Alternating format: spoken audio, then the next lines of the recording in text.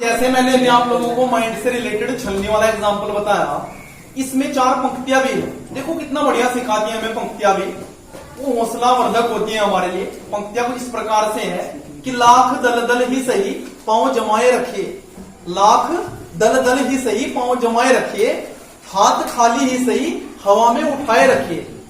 कौन कहता है छलनी में पानी नहीं रुकता, बस बर्फ बनने तक हौसला बनाए रखें। जैसे कल आप लोगों को मैंने जो आपकी पर्सनालिटी थी 12.2 उससे रिलेटेड कुछ सूत्र भी बताए थे और आप लोगों को पढ़ाया भी था। मेरे ख्याल से आपने कुछ क्वेश्चन करे भी होंगे, लेकिन आज पढ़ाने से पहले जैसा कि आप जानते हैं सभी कि आज यानी कि 14 सितंबर हिंदी दिवस है। सभी जानते हैं आज क्या है, हिंदी दिवस।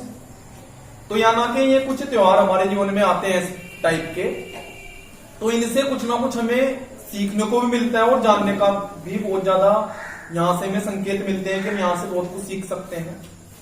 तो जैसे कि आप जानते हैं हिंदी दिवस यानी कि हिंदी का दिन, और आप सभी भली भांति जानते भी हैं कि हमारी जो मातृभाषा है वो क्या है, हिंदी। तो जिस प्रकार जितना आप प्रेम अपनी माता जी से करते हैं तो उतना ही प्रेम हमें अपनी हिंदी माता से भी होना चाहिए। जैसे अगर देखा जाए सही तरीके से तो अंग्रेजी जो भाषा चल रही है वर्तमान में, बहुत ज्यादा बोलबाला भी है उसका अगर देखा जाए, तो जहां तक मेरा मानना है, जिस निष्कर्ष पे मैं पहुंचा हूं कि अंग्रेजी केवल आपको व्यापार दे सकती है, लेकिन हिंदी में वो चमत्कार है कि वो व्यापार के साथ साथ आपको संस्कृति और संस्कार भी दे सकती है। तो वो ताकत, वो शक्ति, वो केवल हिंदी के पास है। और साथ में अगर संस्कृत जोड़ दें तो ये समझ लीजिएगा आप भगवान को भी वश में कर सकते हो, इतनी ताकत हिंदी और संस्कृत में है। तो इसलिए आप लोगों को आज हिंदी दिवस की हार्दिक शुभकामनाएं। और मैं आप लोगों से यहां से बस यही कहना चाहता हूं, बातें तो बहुत सारी हैं फिर भी, कि अपनी जो मातृभाषा है उसको बिल्कुल मत भूलिए। मैं ये नहीं कहता कि अंग्रेजी को मत सीखे, आप सीखे अंग्रेजी को भी, लेकिन अंग्रेजियत मत अपनाइए, चूंकि संस्कार और संस्कृति आपको क्या देगी, केवल हिंदी देगी। आज अगर आप देखा जाए कुछ समाज में एक तकड़ी विडंबना भी है, जहां तक मेरा मानना है कि हम अंग्रेजी के पीछे इतना जा रहे हैं कि उसे बोलते बोलते में यही नहीं पता लगता कहना क्या। कुछ रिश्ते जो हैं अंग्रेजी के चक्कर में हमने खराब कर लिया है। जैसे पहले क्या हुआ करता था हमारे यहां, मामा, फूफा, चाचा, ये इस प्रकार के जो रिश्ते थे इनको हमने पहले चाचा, मामा, फूफा वगैरह में विभक्त कर रखा था, लेकिन इनके लिए अंग्रेजी में एक शब्द आ गया, अंकल। किसी को मर्जी पड़े अंकल बोल दो। इसी प्रकार से चाची, नानी, मामी, बुआ, इन सबको मर्जी पड़े तो क्या बोल दो, आंटी बोल दो। तो यहाँ के अंग्रेजी के पास केवल और केवल एक शब्द है उनके लिए, लेकिन हमारे पास कितने शब्द हैं, अनेकों शब्द। फॉर एग्जाम्पल, चलिए जरा से एक एग्जाम्पल की तरफ चलते हैं। आपके घर में मान लीजिएगा आपकी चाची भी आई हुई है, आपकी बुआ जी भी आई हुई है, आपकी मामी जी भी आई हुई है, वो तीनों किसी दूसरे कमरे में। आपके घर में कोई छोटा लड़का है या लड़की है, आप उसे कहेंगे भाई अपनी आंटी को बुला कर लाओ, तो बच्चा कन्फ्यूजन, क्या करेगा वो, कौन सी आंटी को लाएगा बुलाकर। तो यहां पर कन्फ्यूजन शुरू होता है। इसलिए ओवरऑल मेरा कहने का तात्पर्य आपसे यही है कि अंग्रेजी सीखिए, लेकिन अंग्रेजियत ज्यादा मत अपनाइए। अपनी मातृभाषा से जुड़े रहिए, क्योंकि वो आपको संस्कृति के साथ साथ संस्कार भी देगी, आगे बढ़ने के लिए आपको रोजगार भी देगी। इसी उपलक्ष्य में मैंने आज बिल्कुल सुबह सुबह 5 बजे 4 पंक्तियां बनाई हैं। वो कुछ इस प्रकार से है कि अंग्रेजी दे सकती है केवल व्यापार, लेकिन हिंदी व्यापार के साथ साथ देती है संस्कृति और उच्च संस्कार। इसीलिए आपस में मिलजुल कर रहें और एक दूसरे से करें प्यार, चूंकि यही बांधे रखती है हिंदी में है केवल इतना चमत्कार। इसलिए आप सभी को हिंदी दिवस की हार्दिक शुभकामनाएं हैं बारंबार।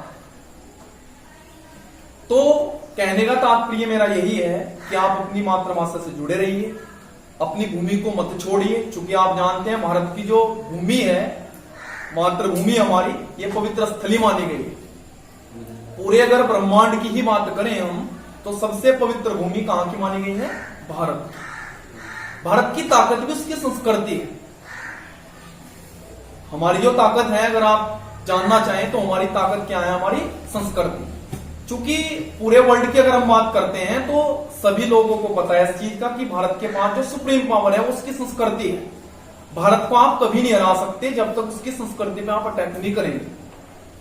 इसलिए मैं यहां से आपको जोड़ना चाहता हूं एक बिंदु से कि हमारे वातावरण में फिलहाल एक, बस अगर उसको शब्द दिया जाए तो एक प्रकार की अश्लीलता फैली हुई है। इसलिए मेरा आप लोगों से अनुरोध है कि आप उससे बचकर रहिए। आपके अंदर इतनी एबिलिटी है, इतनी पावर है, आपका अगर माइंड सही तरीके से कार्य करेगा तो आप एक अच्छे समाज के स्वयं एक नागरिक बनेंगे और एक अच्छे समाज को क्रिएट भी करेंगे। आप सभी जानते हैं आजकल फैशन कितना ज्यादा हो गया, और कहावत भी है, फैशन के दौर में गारंटी की इच्छा नहीं है। कोई गारंटी नहीं है उससे। तो इसलिए अपने अंदर एक एबिलिटी लाइए। अगर किसी के माइंड में ऐसा होगा कि भाई हमारी जो पहचान है वो फटे पुराने कपड़े पहनने से बनेगी या ऊंचे ऊंचे कपड़े पहनने से बनेगी, तो यह आपका सोचना बिल्कुल गलत है। आपको पहचान अगर कोई चीज देगी तो आपका काम आपको पहचान दिलाएगा, आपके विचार आपको पहचान दिलाएंगे। आपका जो कर्तव्य है, जिसकी आपने भी शुरुआत की है, आपकी अभिलाषाएं हैं, वो आपको पहचान दिलाएगा। बस वो आपको बढ़िया तरीके से करना है। यहां से मैं एक पॉइंट और जोड़ना चाहता हूं। जब जब आपको लगने लगे कि मैं जीवन में कुछ नहीं कर सकता, कुछ नहीं, तो बस उस टाइम पे केवल और केवल एक बिंदु सोच लेना। केवल और केवल एक बिंदु। हो सकता है आप लोग यहां पे पढ़ रहे हो, कुछ के पेरेंट्स ऐसे हो कि वो आपका जितना खर्चा है उसका सही तरीके से निर्वहन न कर पाए, तो बस वहां से एक बिंदु को ये सोच लीजिएगा आप कि उनके पास न होते हुए भी जब वो उस कार्य को कर सकते हैं, आपको इस संस्था में पढ़ा सकते हैं, तो हम क्यों नहीं? ये कभी मत भूलिए। जब आप यहां स्कूल में आते हैं, प्रवेश करते हैं गेट से, तो सबसे पहला बिंदु आपके मन में होना चाहिए कि जितनी भी मेरे अंदर नेगेटिविटी है बाहर वाली,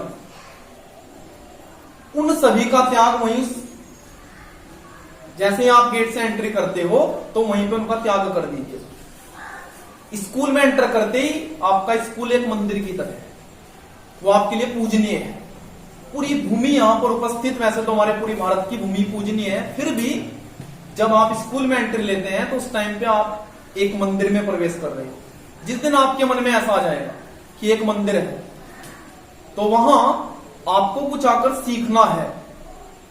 यहां पर उपस्थित जितनी भी बेंचे वगैरह हैं, कुर्सियां हैं, अदर कुछ भी पार्ट्स हैं आपके, वो भी आपके लिए पूजनीय हैं। जिस दिन आपको ऐसा लगने लगेगा, उस दिन आपको किसी व्यक्ति को, मुझे, प्रिंसिपल साहब को या फिर आपके मम्मी पापा को बिल्कुल कहने की आवश्यकता नहीं पड़ने की कि आप भाई पढ़ो। और दूसरी बात, प्रत्येक बच्चे को स्मरण रहे, जब आप इस बेंच पर यहां आकर बैठते हो, जिस बेंच पे आप फिलहाल बैठे हुए हो, तो मात्र यहां आप नहीं बैठे। जिस दिन ये बिंदु आपकी समझ में आ जाएगा, उस दिन आप अपने आप भी समझ जाएंगे, दूसरों को भी समझाएंगे। केवल आप नहीं बैठे हो यहां, आपके मम्मी पापा की उम्मीदें, उनके सपने, आपके पड़ोसियों के भी सपने, आपके रिश्तेदारों के सपने, साथ ही साथ उनके दिए गए संस्कार, वो सब यहां पर एक साथ बैठते हैं। जिस दिन आपको ऐसा लगने लगेगा कि यहां पर मैं अकेला नहीं हूं, बल्कि मेरे मम्मी पापा के सपने मेरे साथ बैठे हुए हैं, तो उस दिन मुझे आपको कहने की आवश्यकता ही नहीं पड़ेगी कि आप लोग पढ़ें या जीवन में कुछ करें। उस दिन स्वयं के अंदर से एक आवाज आएगी कि मुझे वास्तव में कुछ करना है, और उसके लिए बस आपको खुद को पहचानना है कि मेरे अंदर बहुत ज्यादा एबिलिटी, बहुत ज्यादा एबिलिटी। जितनी एबिलिटी आपके अंदर सोचने की होती है उससे कई गुना ज्यादा एबिलिटी आपके अंदर करने की होती है। इस बिंदु को अपने दिमाग में बस बिठा लीजिएगा। लेकिन आजकल अगर वातावरण को देखा जाए, समाज को देखा जाए, तो कुछ बच्चे अपने मम्मी पापा के द्वारा दी गई जो फैसिलिटीज हैं उनका गलत फायदा उठाते हैं। वहां आकर मुझे बड़ा दुख होता है।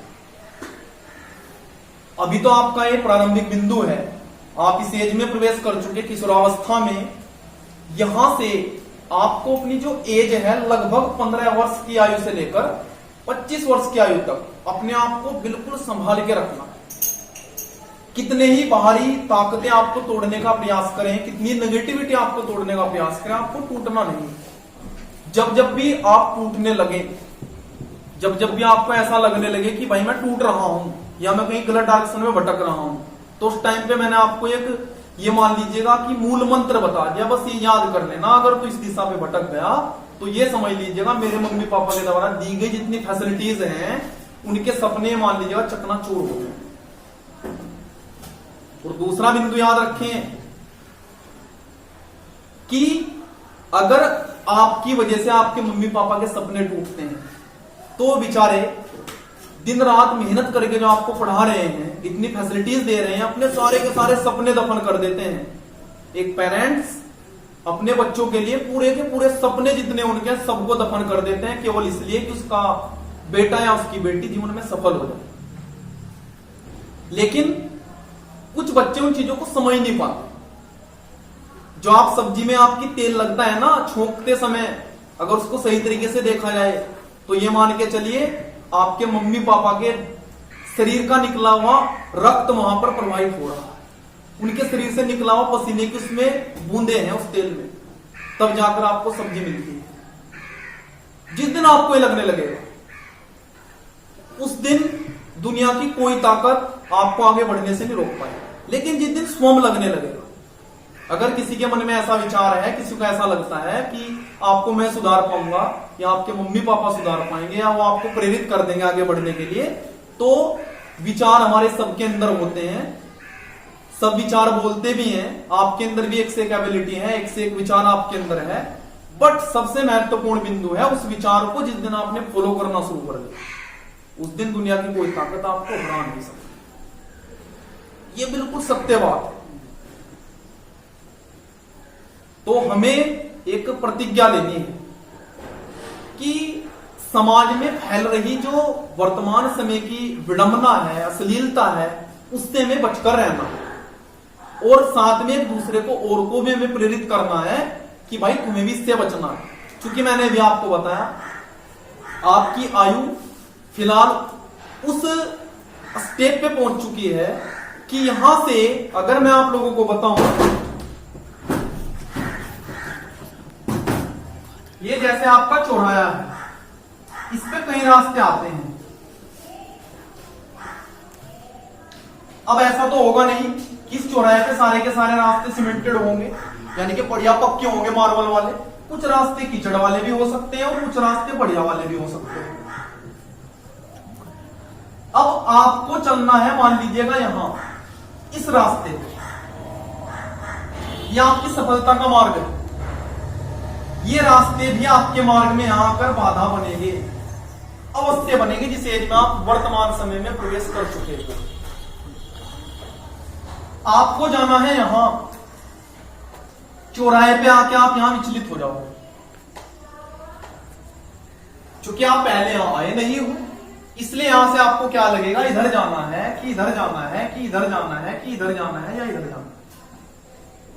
और हमेशा याद रहे जो हमारे नेगेटिव रास्ते होते हैं, जिनमें नेगेटिविटी छुपी हुई होती है, वो हमें अक्सर अच्छे लगते हैं, लुभाते हैं। लेकिन जो हमारे सफलता के मार्ग होते हैं वो सदैव एक प्रकार से अगर शब्द प्रयोग करें वो बड़े टफ होते हैं, हार्ड होते हैं। इसलिए हम यहां पर आकर क्यों भटक जाते हैं, क्योंकि हमें जो रास्ते नेगेटिविटी वाले हैं वो क्या करते हैं, अपनी ओर लुभाते हैं, अपनी ओर आकर्षित करते हैं। इसलिए हम यहां से भटक जाते हैं। लेकिन जिस दिन आपने दृढ़ संकल्प ले लिया कि रास्ता कोई सा क्यों ना है भटकाने वाला, लेकिन मुझे मात्र यहां पे जाना है। तो उस दिन चाहे यहां पर फूल कितने ही खुशबूदार क्यों ना बिखरे हुए हो, तो आप बिल्कुल भी विचलित नहीं होंगे और सीधा जाएंगे। तो आपके यहां पर फिर सफलता के एक नहीं हजारों दरवाजे हैं जो आपको पुकारेंगे कि आइए, और यह आपके लिए मैंने तैयार कर रखा है बहुत बढ़िया स्टेज, इसको प्राप्त कीजिए। तो यह आपको स्वयं देखना है, आपके अंदर से एक आवाज आती है, उसकी सुननी है आपको।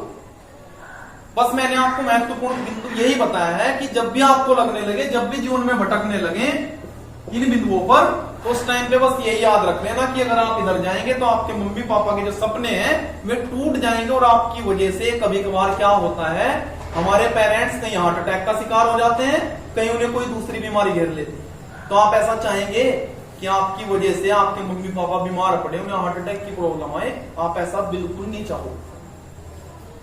फिर भी अगर देखा जाए, आप लगभग सभी ग्रामीण क्षेत्र के बच्चे हैं, यहां तो बहुत सारी चीजें बची हुई है, हमारी संस्कार संस्कृति लगभग बहुत हद तक बची हुई है। लेकिन अगर देखा जाए शहर में जाकर थोड़ा सा, तो गांव में भी हो गया ऐसा कि हमारी संस्कृति की लगभग बहुत ज्यादा धज्जियां उड़ा रखी है। तो उन संस्कृतियों से बिल्कुल आपको छूटना नहीं है, उनको जकड़ के रखना है, उसकी चादर को आपको ओढ़ कर रखना है।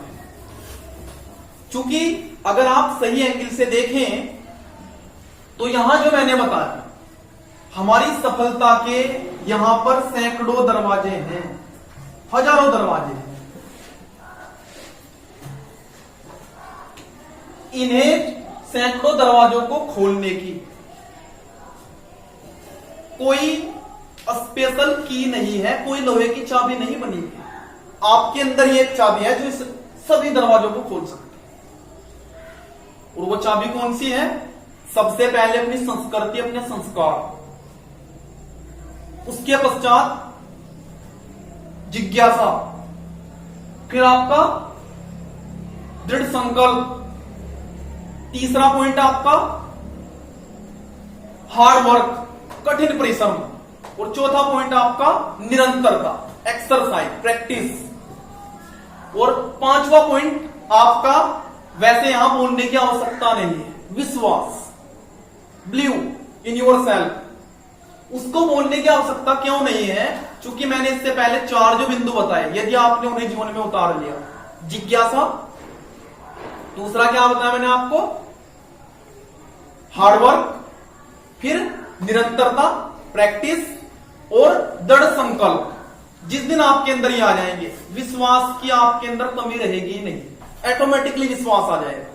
फिर भी यदि आप जोड़ना चाहें यहां पांचवा पॉइंट विश्वास भी जोड़ सकते हैं।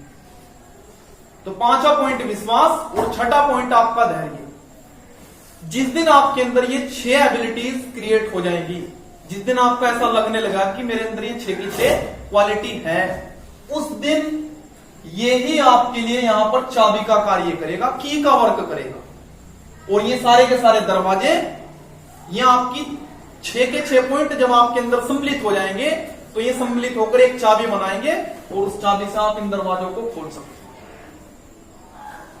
खोलने की आवश्यकता नहीं पड़ेगी, स्वयं ये रास्ता देंगे कि भाई आइए और ये मैटर यहां से उठाकर ले जाइए। लेकिन बस आपको स्मरण रखना है कि ये जो भटकाने वाले रास्ते हैं, आपको इन पे भटकना नहीं, अपनी संस्कृति से जुड़े हुए रहना है। जो वर्तमान समय में मैं थोड़ा सा अंदर से विभूत भी हो जाता हूं इस चीज को देखकर कि अभी वर्तमान समय में हमारी संस्कृति को तोड़ने वाले पता नहीं कितने बिंदु वातावरण में चल रहे हैं, उनसे बिल्कुल ही बचकर रहना। अभी अगर देखा जाए तो समाज में आप देखते हैं कि कहीं पे गाने ऐसे बना दिए कि उनका कोई अर्थ ही नहीं है, उनका बिल्कुल भी जरा सा अर्थ नहीं है, और उन गानों को हम बड़े इंजॉय के साथ सुनते हैं। तो वहां से बिल्कुल बचना है। गाने का कोई मतलब ही नहीं है, क्या क्या गाने आपने समाज में बना दिए। और मेरी सबसे तकड़ी विडंबना यहां पर आकर होती है कि जो केवल और केवल कुछ बॉलीवुड के स्टार जिन्हें आप बोलते हैं, मैं स्टार नहीं उनको बोलता, वो आपकी नॉलेज में आपके क्या है, फैन। अब ये राम जाने की भाई फैन खाने वाला है कि चलने वाला है, वो आपके फैन है। कमाल की बात है यार। अगर आप थोड़ा सा बिल्कुल पॉजिटिव वे में सोचें, बस जरा सा दिमाग लगाना है आपको, केवल और केवल जरा सा, ईश्वर ने आपको बहुत सारा दे रखा। वो जरा सा दिमाग क्या लगाना है आपको कि अगर आप मान लीजिए सलमान खान के फैन है या जोहन इब्राहिम के फैन है या बिपाशा बसु के वो फैन है, आप कुछ भी अदरवाइज किसी के भी आप फैन है बॉलीवुड वाले, तो बस जरा सा दिमाग लगाइए, ऑटोमेटिकली आपको समझ आ जाएगा कि मैं जो इन्हें फैन बनाए फिर रहा है बिल्कुल गलत है। वो केवल समाज को केवल और केवल वर्तमान में अगर देखा जाए तो अश्लीलता के सिवा कुछ नहीं दे रहे और आप उन्हें अपना फैन मानते हैं। क्यों भाई, गलत बात है ना। न तो वो आपको आपकी फीस जमा कर दे, न वो आपको जब कहीं पैसों की आवश्यकता पड़ती है किसी दूसरे वर्ग के लिए, न आपको तो वो पैसे आकर देते। जब आपके यहाँ कोई शादी विवाह फंक्शन वगैरह होता है, आपको पैसे की आवश्यकता पड़ती है, न वो वहां कर कन्यादान देते। कहीं के फैन हुए वो, कहीं के फैन हुए। बस आपको ऐसा लगता है कि उसने हाफ कपड़े पहन लिए फटे हुए और पैंटें ऊंची ऊंची सी पहन ली और वो नग्नता दिखा रहे हैं, बस वो इसलिए आपके फैन है। तो आपको इंटरेस्ट आ रहा है, बिल्कुल छोड़ना पड़ेगा। आपके केवल और केवल फैन अगर आपको बनाने हैं तो फैन आपके घर में ही उपस्थित हैं। आपका समय पे खाना कौन देता है? आपके पेरेंट्स। पहनने के लिए कपड़े कौन देते हैं? आपके पेरेंट्स। आपके स्कूल की फीस कौन जमा करते हैं? आपके पेरेंट्स। अपने सपनों को तोड़कर आपके सभी सपनों को साकार करने का प्रयास कौन करते हैं? आपके पेरेंट्स। और उन्हें आप क्या समझते हैं? अरे ये तो अनपढ़ है, क्या पता।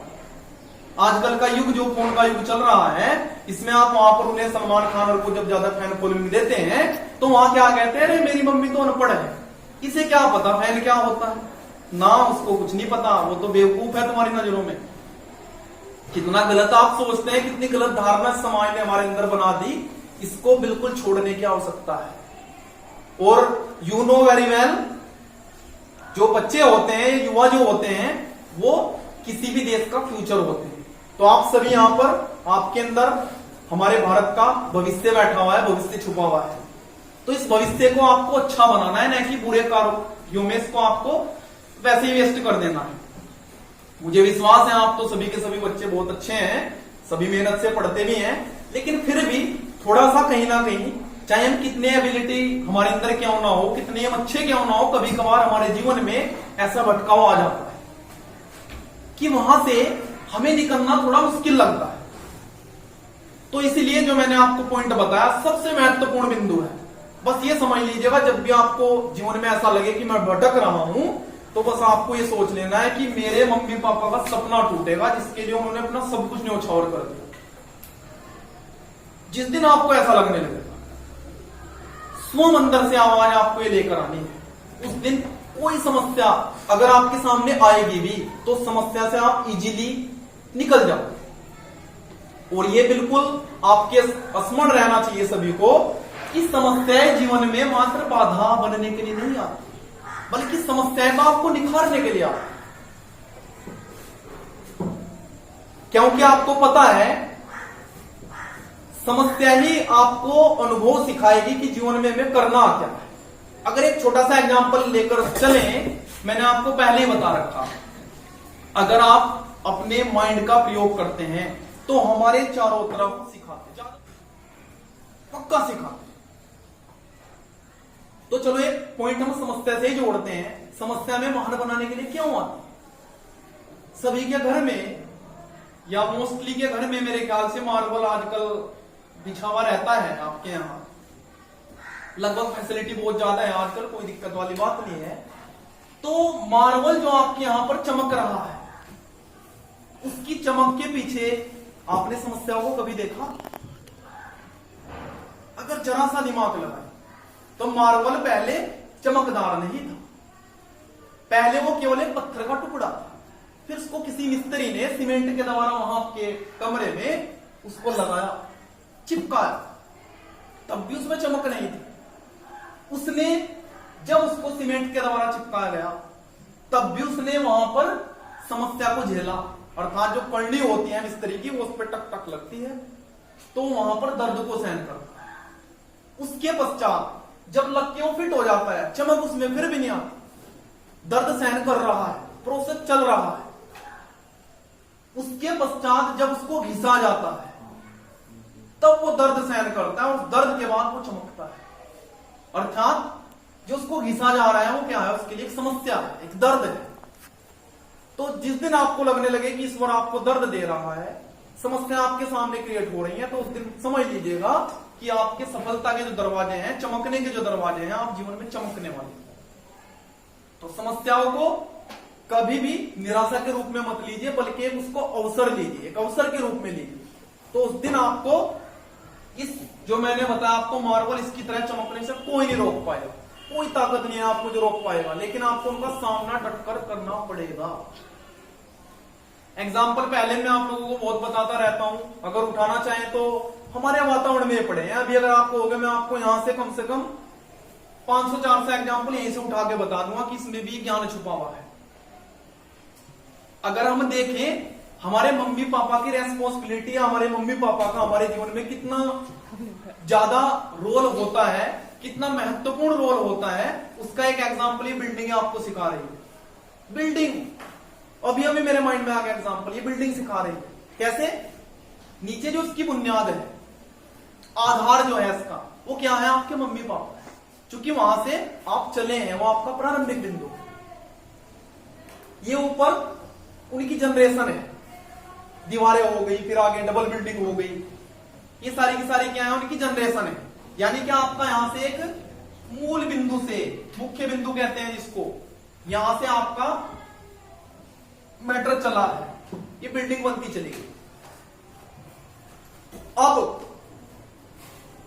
ये थोड़ा सा दिमाग लगाइए, वो जो नीचे आधार है वो कितनी चोट को सहन कर पा, कितना प्रेशर उस पर है, सारा का सारा जितना प्रेशर है दीवारों का, फिर ये लेंटर का, उसके पश्चात जो और दीवारें हैं, फिर दूसरे वाले लेंटर का, सबसे ज्यादा अगर प्रेशर देखा जाए तो किस पे पड़ रहा है? आधार पर पड़ रहा है, इसके बेस पर पड़ रहा है। तो मम्मी पापा आपके जीवन में बेस हैं, आधार हैं। अब यहीं से आप समझ लीजिएगा वो कितना दुख आपके लिए सहन कर रहे हैं, कितना प्रेशर उन पर है। और अगर हम फिर भी सही तरीके से ना रहे, एक जरा से हवा के झोंके में यहां से उड़ के गिर जाएं, तो उन पे बड़ा दर्द होगा, हिलेंगे वे भी। अगर मान लीजिएगा ईश्वर ना करे, यहां पर एक कभी हवा का झोंका है, तूफान का झोंका आ जाए और ये बिल्डिंग यहां से गिर जाए, तो इसका अर्थ ये नहीं है कि आप ही गिरेंगे, आपके साथ साथ आधार भी हिलेगा। भले ही वो अपने मजबूत इरादों से थोड़ी देर के लिए खड़ा रहे, लेकिन उस पर भी कहीं ना कहीं बहुत ज्यादा इफेक्ट पड़ेगा, वो पक्का हिलेगा, अवश्य हिलेगा। इसलिए, और दूसरा पॉइंट इसी में से अगर निकालना चाहें आप, आधार की मात्रा आप लगभग, ज्यादा तो मैं नहीं कहता आपको, 2-3 फीट दीवारें नीचे से निकाल दी जाए इसकी, 2-3 फीट, ज्यादा नहीं, बस वे दीवारें निकाल दें आप यहां से, रुक पाएंगे आप? बिल्डिंग टिक पाएगी? नहीं टिक पाएगी। तो इसलिए ईश्वर का बार बार धन्यवाद कीजिए आप कि ईश्वर ने आपको इतने बढ़िया मम्मी पापा दे रखे हैं जो आपको हर फैसिलिटी देते हैं, जीवन में आगे बढ़ने के लिए सदैव प्रेरणा देते रहते हैं, अपने आप कष्ट झेल कर।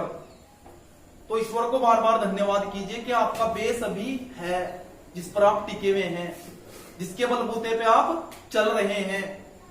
तो उस बेस को आपको और ज्यादा मजबूत बनाना है, दृढ़ संकल्प के साथ, और एक संकल्प लेकर कि मुझे उनके सपनों को साकार करना है। चाहे कितना आंधी तूफान क्यों ना चले, मुझे फिर भी विचलित नहीं होना है, मुझे बढ़ते ही जाना है। ये बिल्कुल अपने मन में एक धारणा आप डाल लीजिएगा। दूसरा पॉइंट अगर यहीं से हम जोड़े, पॉइंट तो मैं आपको बता रहा हूं ना, इतने ज्यादा पॉइंट है कि आप यहीं से उठाते रहे और जोड़ो जाओ। जैसे हमारे माइंड में नेगेटिविटी क्या है? नेगेटिविटी और कुछ नहीं है, केवल हमारे मन की एक धारणा है। नेगेटिविटी जो है केवल और केवल एक मन की धारणा है, छोटी सी मन की धारणा, वो ये हमें नेगेटिविटी की ओर लेती जाती है। हमारे शरीर में 2 महत्वपूर्ण बिंदु होते हैं, मन और दिमाग। सुबह का एग्जांपल से ले ले, चलिए जैसे सुबह आप चाय पी कर आते हो, सुबह सुबह आपने चाय पी, तो चाय जब आप बनाते हैं किसी भी पात्र में, तो क्या करते हैं? सबसे पहले भाई पानी डालेंगे, फिर उसके पश्चात उसमें चाय की पत्ती डालेंगे, फिर उसमें आप दूध डालेंगे, तो उसमें 3-4 चीजें मिक्स करते हैं। अदरक भी डालते हैं सर्दियों में, इलायची वगैरह डाल लेते हैं। तो अब आप बताइए, चाय को क्या आप डायरेक्ट पी लेते हो? डायरेक्ट तो नहीं पीता कोई सा बच्चा। क्या करते हैं पहले? क्या करते हैं? छानते हैं। बिल्कुल सही पकड़ा है आपने। तो क्या करते हैं आप चाय को पीने से पहले उसको छानते हैं छलनी में को। सेम आपका दिमाग एक छलनी की भांति कार्य करता है। जिस दिन आपको ये समझ में आ जाएगा कि जो स्टार्टिंग में आपने चाय बनाई है वो आपका केवल मन है, मन कह रहा है चाय ऐसे ही पी, वो पत्ती की ओर भी आकर्षित हो रहा है, अदरक की ओर भी आकर्षित हो रहा है, उस इलायची का जिसकी ऑलरेडी उसमें मिठास जा चुकी, लेकिन फिर भी उसकी ओर आकर्षित हो रहा है। लेकिन हमें पता है कि इसे हम पी नहीं पाएंगे, खा नहीं पाएंगे, नुकसान देगा चाय की पत्ती। वो मन कह रहा है आपका। अगर मन आपका हावी हो गया आपके ऊपर, में चाय की पत्ती जो उसमें बची हुई है, में नेगेटिविटी, शरीर में भी हमारे ऐसे ही होता है, तो आपका मन तो कह रहा है भाई चलो चाय की पत्ती के साथ आज चाय का चुस्का लेते हैं। बट दिमाग क्या कह रहा है? चाय जो शुद्ध पीनी है मुझको, जो चाय बनेगी अपना स्पेशल वाली, वो पहले छाननी पड़ेगी। तो दिमाग आपका एक छलनी की तरह कार्य करता है। अगर जिस दिन आपने दिमाग से सोचना शुरू कर दिया, इन बिंदुओं पे गौर करना शुरू कर दिया कि मेरे मम्मी पापा के सपने हैं जो मुझे सारे के सारे साकार करने, जितने भी उन्होंने सोच रखे, उस दिन वो जो छलनी लगी हुई है आपके दिमाग पर, उसमें से चाय की पत्ती ऑटोमेटिकली बाहर आप निकालना शुरू कर देंगे। नेगेटिविटी को उधर बिल्कुल छोड़ना शुरू कर देंगे आप। और नेगेटिविटी जिस दिन आपके माइंड से बाहर चली गई, एक दिन ऐसा आएगा आप पूरी की पूरी चाय छोड़ दोगे। अर्थात आप चाय की पत्ती के बारे में सोचोगे ही नहीं, आप दूध पीना शुरू कर देंगे। और जिस दिन आपने दूध पीना शुरू करा तो उसे छानने की कोई आवश्यकता नहीं है। ऑलरेडी नेगेटिविटी आपके वातावरण से जा चुकी, और मन में आपके विचार भी जितने आएंगे सारे के सारे पॉजिटिव आएंगे। तो ये बिल्कुल अवश्य है, सारा का सारा मैटर हमारे मन और दिमाग पे निर्भर करता है। और ये भी एक बिंदु याद रखिए, जीवन में सुख दुख सबके सामने आते हैं, एक सिक्के के दो पहलू हैं, उनके बिना जीवन भी अधूरा है। लेकिन अगर आपने अभी थोड़े से दुखों को सहन कर लिया, थोड़े से दुख अभी झेल लीजिएगा, जो मैंने अभी बताया ना, वो तपन आप सहन कर लीजिएगा, वो जो आपको घिसा जा रहा है उस थोड़ी सी चोट को सहन कर लीजिएगा। आपने सुना है ना, हमारे गांव में बहुत ज्यादा होती है, कुकड़ी बोलते हैं जिसको, शुद्ध गांव की भाषा में कुकड़ी, जिसे शहर वाले भुट्टा बोलते हैं, है ना? आपको पता, कुकड़ी सभी ने खाई होगी, भुट्टा बोलते हैं जिसको। जब वो कच्ची होती है उसकी कीमत मात्र 5 रुपए होती है, लेकिन जब उसको आग में तपा दिया जाता है, यानी कि हम देसी भाषा में उसको भून दिया बोलते हैं, जब उसको भून दिया जाता है तो उसकी कीमत 20 रुपए हो जाती है।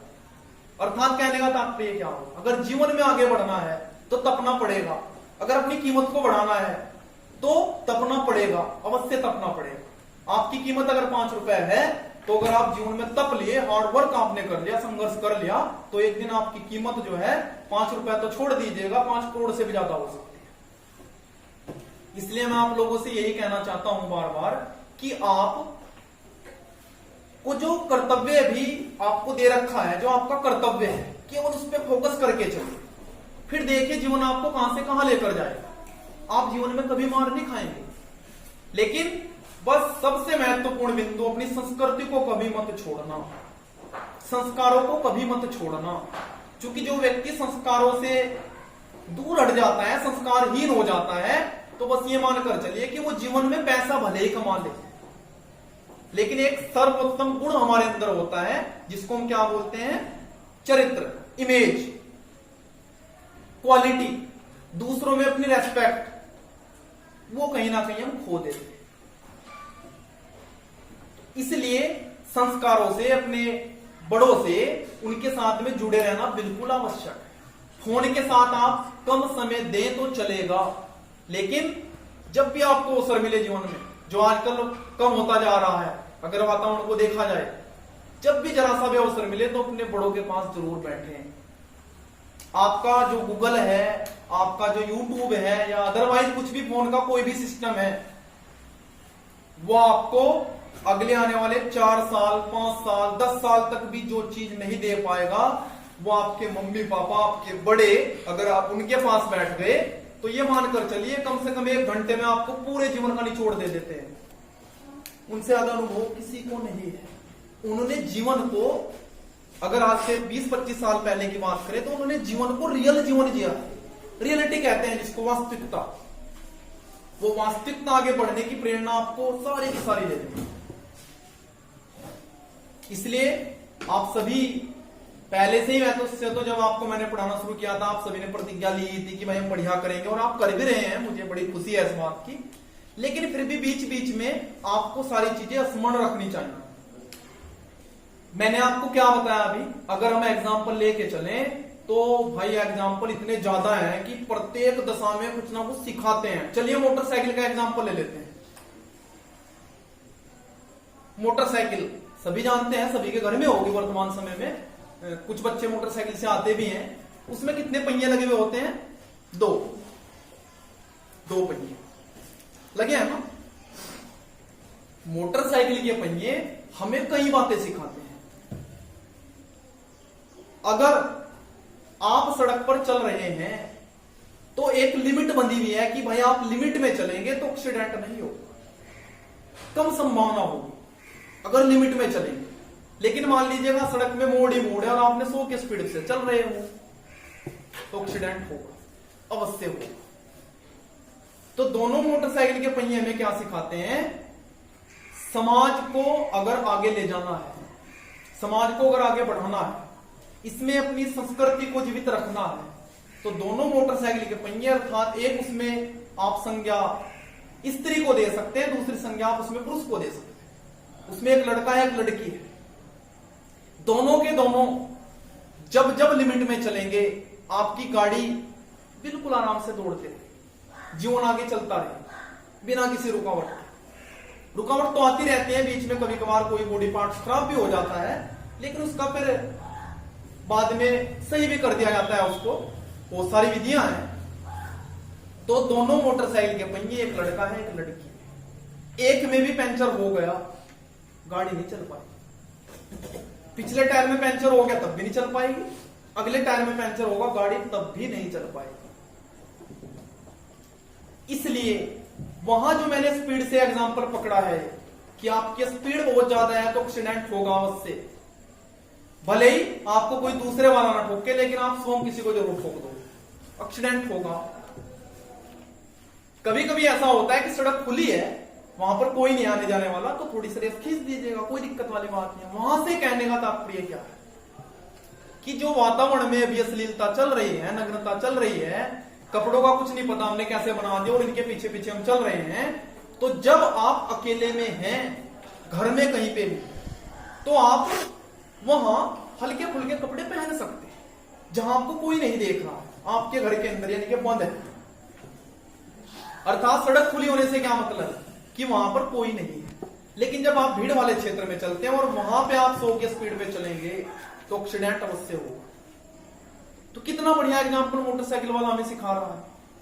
तो इसलिए मेरा कहने का तात्पर्य है कि दोनों मोटरसाइकिल के पहिए जब जब अपनी लिमिट में चलेंगे, संस्कृति से बिल्कुल नहीं भटकेंगे, तब तब गाड़ी का पहिया, दोनों के दोनों पहिए, पूरी की पूरी गाड़ी बिल्कुल बढ़िया तरीके से चलेगी और आपको मंजिल तक अवश्य पहुंचा देगी। अभी अगर इसे मंजिल से ही जोड़ के चले, अगर आपका एक्सीडेंट हो गया, आपको कहीं जाना था, ईश्वर ना करे किसी के साथ हो, आपकी कोई मंजिल थी, मान लीजिए आपको कोई इंटरव्यू हुई था आज, आप स्पीड पूरी खींच के लेके चले, टाइम आपके पास बहुत ज्यादा था, पता लगा आपका एक्सीडेंट हो गया पहले, तो मंजिल से पहले आपको विचलित कर देगा, वहां से आपकी मंजिल छूट गई। इसीलिए मोटरसाइकिल में एक लिमिट बंधी हुई है, स्पीड बंधी हुई है। सेम ईश्वर ने भी हमें पहले ये चीजें सारी की सारी प्रकृति में हमारी विराजमान है कि हम लिमिट में चलना, संस्कारों से अपने बंधे रहना। तो इन्हें बिल्कुल मत छोड़िए, बिल्कुल मत छोड़िए। अब कहने के लिए बातें तो बहुत सारी हैं, फिर किसी दिन बताई जाएंगी, थोड़ा सा पढ़ना भी है, लेकिन लास्ट में बस मैं आपको 5 लाइनें जो मैंने कल परसों क्रिएट करी थी, उनके माध्यम से बस एक गुरु मंत्र देना चाहता हूं। उसको जो है आप ध्यान से समझिए, चारों बातों में कितनी गहनता। अभी थोड़ा मार्कर आज गड़बड़ कर रहा है, नहीं तो मैं लिख के ही देता, फिर भी आप समझ लेंगे वैसे ही।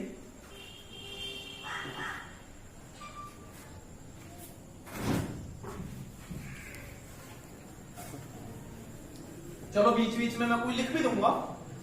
जैसे अभी मैंने संस्कृति और संस्कार की बात करी, जितना आपको मैंने आज बताया इन सभी को मैंने 4-5 लाइनों में फिट कर दिया। उसको समझिए अब क्या है मामला।